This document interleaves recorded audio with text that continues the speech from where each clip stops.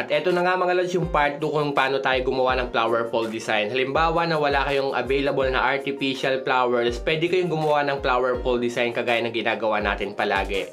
Sa ganitong setup mga lods, at least mayroon kayong 2.5 yards or 3 yards, depende sa haba ng tela nyo mga idol, yung laki ng magiging flower fold design. Dito is nag-fold lang ako mga lods lang nasa 6 or 7 fold mga idol sa 2.5 yards na tela.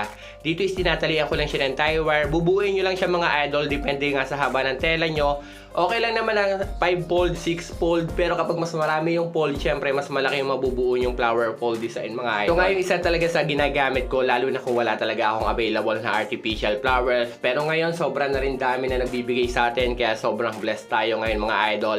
Syempre i-share din natin kung anong may natatanggap natin. Sa mga bagong followers din natin is magbibigay din tayo mga idol.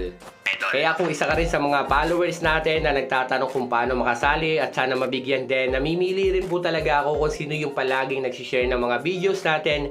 Syempre, chinecheck ko po yung mga account nila, lalo na yung mga nakalock. Pag nakalock yung account is automatic, hindi na po siya kasali mga idol. Pero kapag yun ang mga nagsishare palagi ng videos natin, yan, nare-recognize natin yung mga idol. Pasensya na, hindi ko kayo mabigyang lahat kasi sobrang dami. Pero kada buwan naman is nagbibigay tayo. Kaya sana mas marami pang blessing na pumasok natin para mas marami pa rin tayo mabigyan ng mga bagong followers natin na nagsisimula pa rin gumawa or magawa ng mga backdrop design.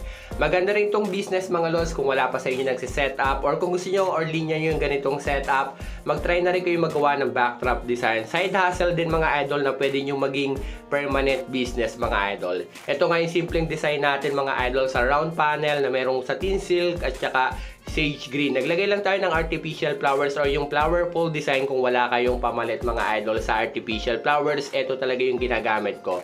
Sana nakatulong mga lods. Sa ganitong setup, may banyan leaves siya sa gilid, pero para mas gumanda mga idol, gumamit kayo ng mango leaves. Ito yung mas malaki yung dahon, mas malaki yung sakop niya mga idol. At mapapansin nyo, mas magiging buhay na buhay or litaw na litaw yung pinaka flower fold design nyo. Ito yung mango leaves, gumamit tayo ng mayroong yellow na edge. Meron siyang may white na edge kung gusto nyo. Ilalagay ko na lang po sa comment section yung link ng TikTok shop natin, so baka mayroon din kayo mahanap na pang decorate mga idol.